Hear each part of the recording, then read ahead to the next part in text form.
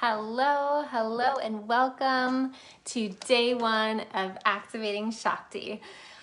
In the guide section, you will find the workbook that goes along with each one of these days, and it will be posted each morning of the training day. Dive right in. And I want to welcome some of you who have never done a training with me before to the group, and I would love introductions if you feel up to it, and that's for anyone if you've been here before or if you're new to the group. I wanted to start with a little introduction. So my name is Abigail Barella. I'm an astrologer. I'm an energetic alignment coach, and I work in the metaphysical realm. Not everything I do is characteristic of Shakti. Like when I'm doing chart readings, she doesn't always come up. But what I notice overall as a theme of my business is that Shakti's in all of it. She's alive and active in all of it. And I've been working with Shakti forever, as many of us have, but maybe realigning women with their Shakti, with their feminine power. It's within you, it's there, it's been there, it wants to be seen more, it wants to be acknowledged more, but it's there. And so I want to talk a little bit about Shakti because I think, especially in the New Age community, people get a little confused about what feminine and masculine looks like and where Shakti fits into all of that, because Shakti is the yoking together of some of the masculine and some of the feminine. But I think many people are surprised that it is inherently feminine, a feminine quality to be wild, to be energetic, to emote, to have this light and this shimmer and this radiance. Now, with that comes with the wildness, and I think this is where people get confused about what feminine looks like. Feminine is so many things, but the feminine is the subconscious mind. It's anything below the surface of our conscious mind, and that makes up anywhere from 90 to 95% of our brain is the feminine brain. So all humans, regardless of what gender they are, have 90 to 95% of their brain is the feminine brain.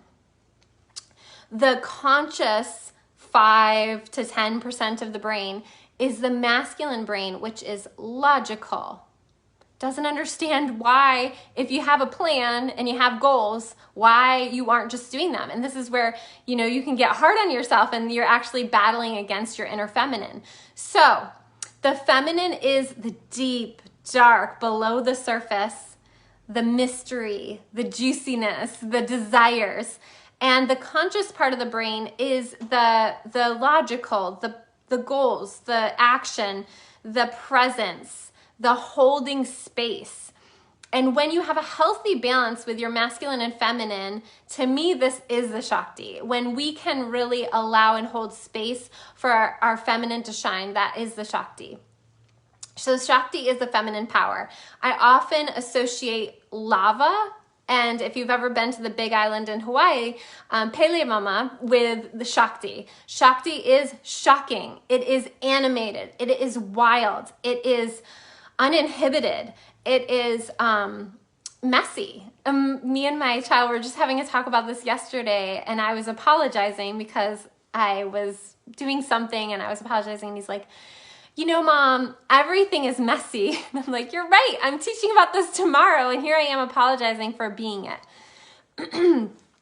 And it's so easy for us to do because that's the conscious part of our brain that wants to criticize, wants to control, wants to judge, wants things to be a certain way for our people, for our friends, for our kids, And so the Shakti is really making peace with all of that. And the Shakti is the feminine power which ignites the world. It awakens the world. And so if you can think in your history here of being out in the world or meeting a new friend, specifically a woman, men have this too, but specifically a woman, being out in the world and recognizing this tangible, energetic, kind of fiery energy within another human, within another feminine, and how magnetic that truly is. That is the Shakti. That is just the uninhibited part of us. So for today, in your worksheets, you'll see different worksheets that go along with this. And one of the main ones that I want to talk about is understanding that our desires are the first base. Pretty much anything comes back to, what do you want? What do you desire? And that can be really difficult. That can be really difficult for women to get in touch with. And I want to give you a historical perspective. I want to give you kind of a DNA perspective. Women, specifically women, but also I'm sure men too, if you look back at the history of humans, women that were in touch with their desires in the history of women were seen as prostitutes. We're seen as wild. We're often sent to special homes or shunned from family. Women that were in touch with their desires were not accepted by society. So if you struggle with knowing what you want, or you struggle with knowing what you desire, it is simply the conditioning and the state of the world, right? What we're graduating from.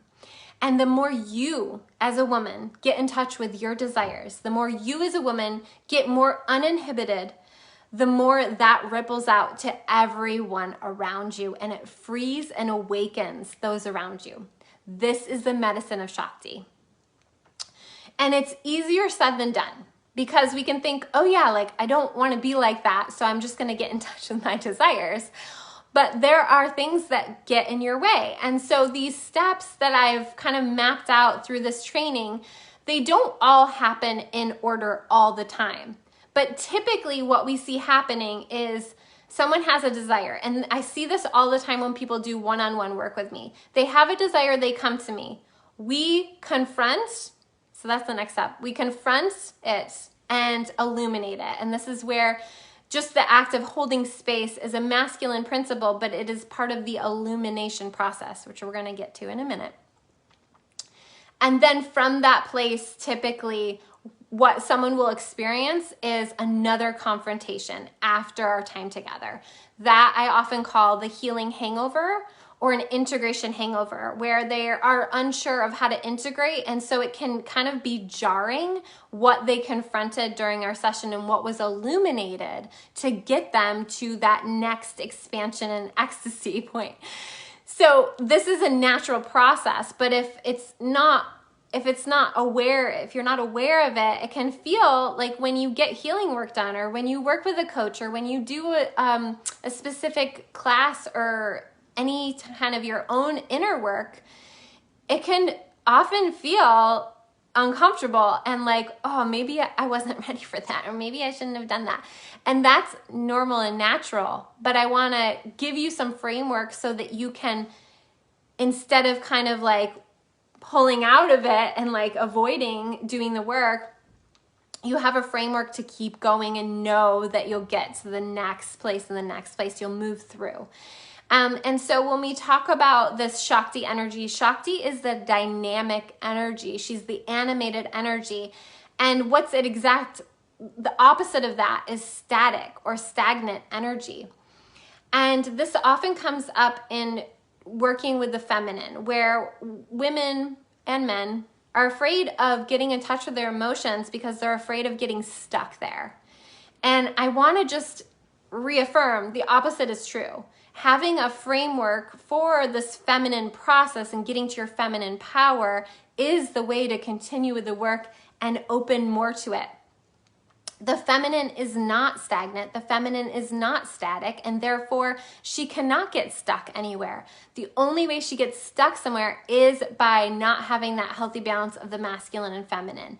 So if there's no space being held for the emotions, if there's no place to kind of feel through something and no one to hold space for you, or you can't hold space for yourself in that, then yeah, sure, you can get stuck, but that is not feminine. That is masculine. That's damming up. That's armoring up. That's holding tension, right? And so the feminine is the movement, the flow, and sure, things come up, but we can move through them just as quickly. And this goes into one of the courses that I teach, or it's a workshop, Get Your Creative Juices Flowing. It's like there's these feminine creation, destruction things that happen, and they happen through our own cycle each month. But we've been taught and conditioned to not look at it that way, to not look at it as a positive thing, to look at it as a negative thing. As you're moving through these, I would love to hear back like what you're noticing and what's coming up for you. So you're welcome to type in the chat if you have any questions or things coming up. So I want to go through each one of these because I kind of did a little bit, but I'm going to go through each one. And like I said, they don't all happen in order all the time.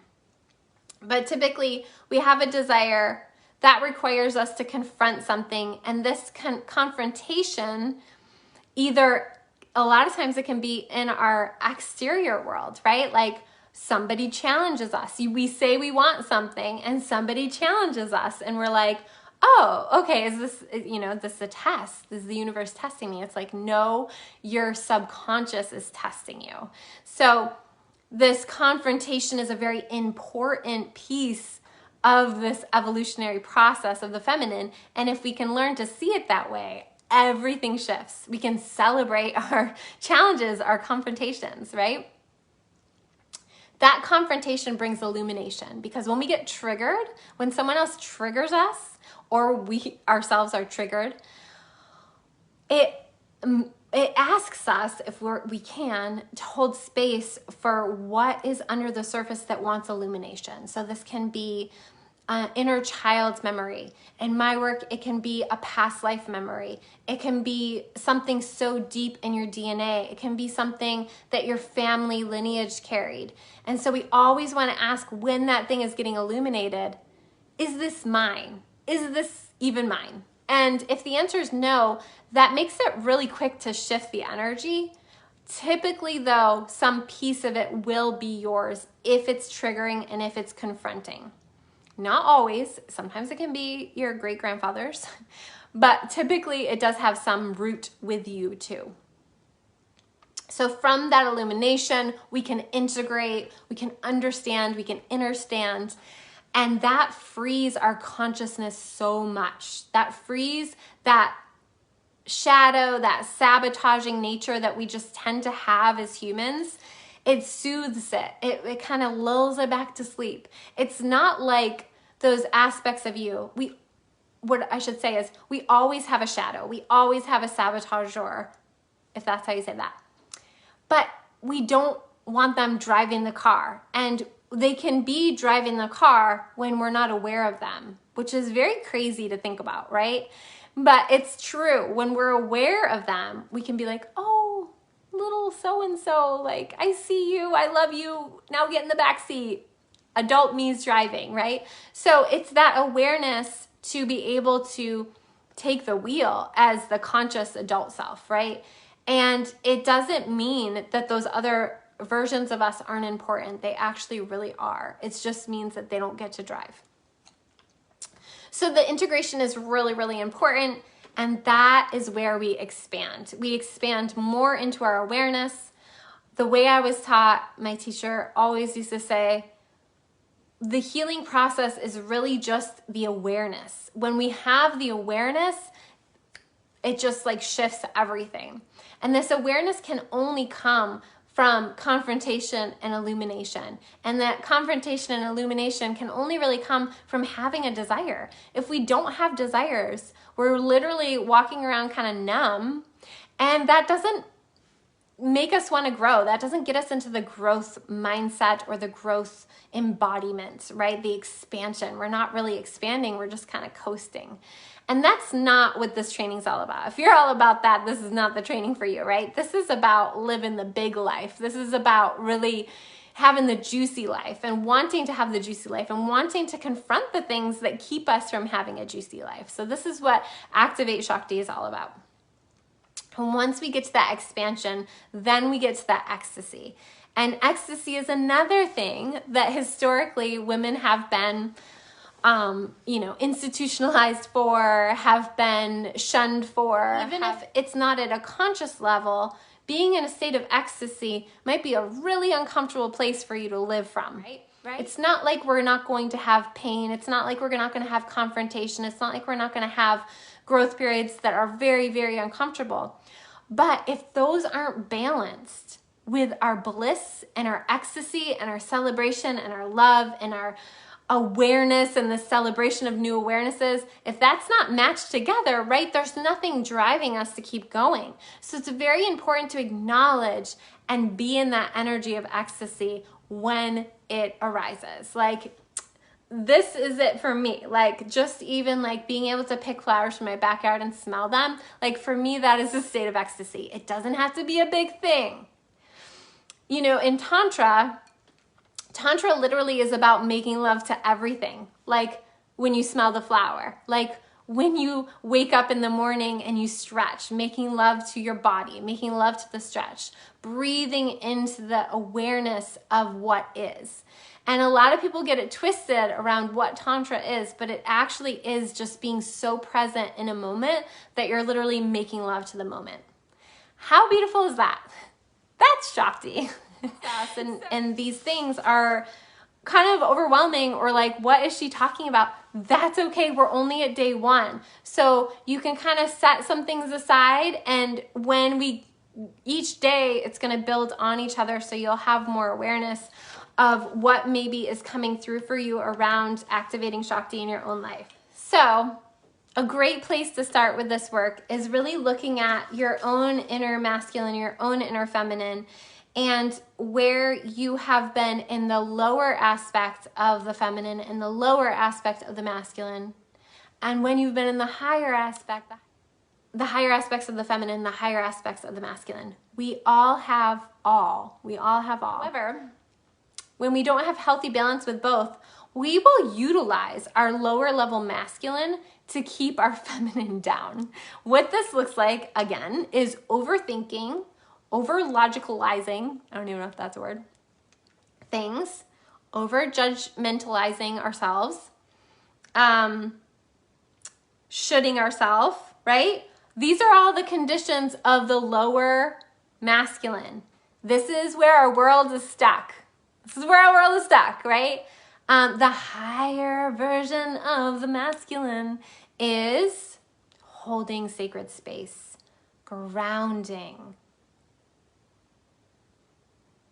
presence, consciousness, breath, stability, fortitude, divine action.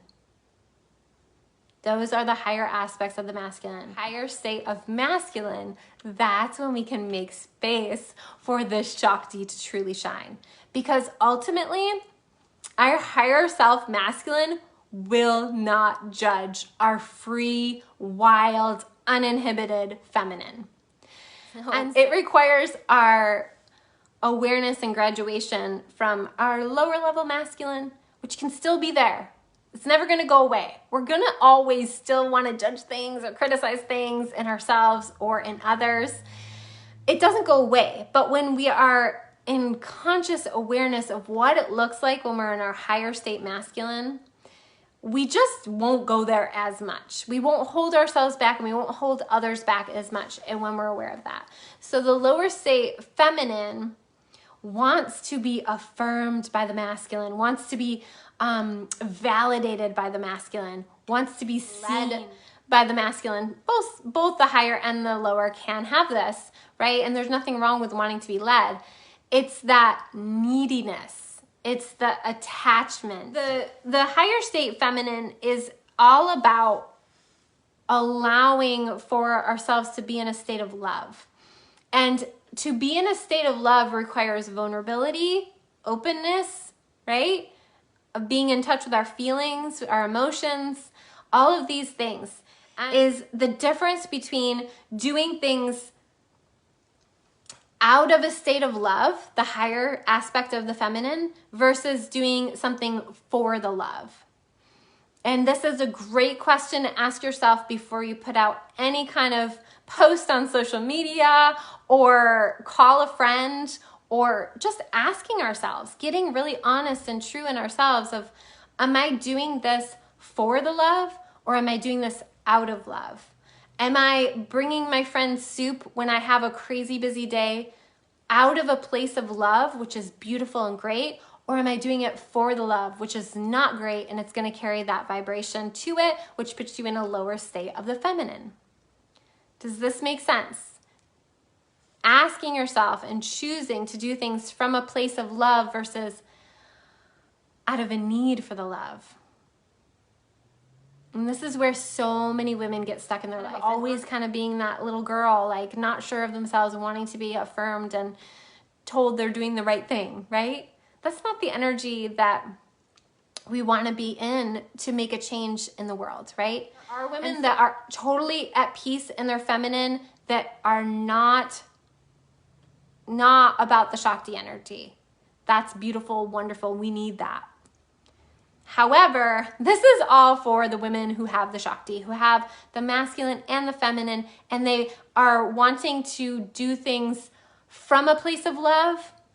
They're wanting to do things from a place of love, and they're wanting to leave a legacy here. That's the difference. Shakti energy, it awakens, it activates people. It's not meant to be at home in the garden with a partner all the time, nonstop. This is for the dynamic feminine. This is for the ecstatic woman who wants to have a mind-blowing life that scares the crap out of them to get there and is willing to put in the work to get there. The Shakti activation does shake up your life. And those of you that have worked with me one-on-one know this. We don't get the results that we desire without having things shaken up for us. And some of us are meant to live that, and some of us maybe aren't, right? But the Shakti medicine impacts so many around us. And I will say, from having a very Shaktified mother, that, you know, when she passed, it had a big impact on people. She touched people and she activated people and she awakened people just by her presence. And that's something that has unfortunately not been valued or not had words for in the past. And so my hope is to make more Shakti activators in the community, to have women that change people and activate people and awaken people just simply by being, just simply by living, just simply by shining, just simply by radiating their life force into the world. But we don't get to that place unless first we're in touch with our desires and what we want. Second, we're in touch with our chi and our energy and what really fires up, ignites us, activates us, and keeps us energized. 3, we're able and willing to confront our demons. We all have them, and each new level has a new devil. And 4, we're able to do the integrative work. We're able to really ask the tough questions of ourselves. We're able to walk our talk and stand in our truth. And whatever number I'm on, ecstasy. We are okay being ecstatic women, because here's the thing. Some people, and I know some people in my community still, they've said this to me, like when they hear that, they're like, I don't want to do ecstatic things. I don't want to be an ecstatic woman. And I'm like, here's what being an ecstatic woman is to me. It is that idea of the same thing with Tantra. It is making love to the moment. It's being open and receptive to I was just going to say the juice, which I don't know why, but like the juice of the universe. Like we live in a blissful place on a blissful planet with things blooming and animals and birds chirping. Like it is ecstatic. Being alive is ecstatic.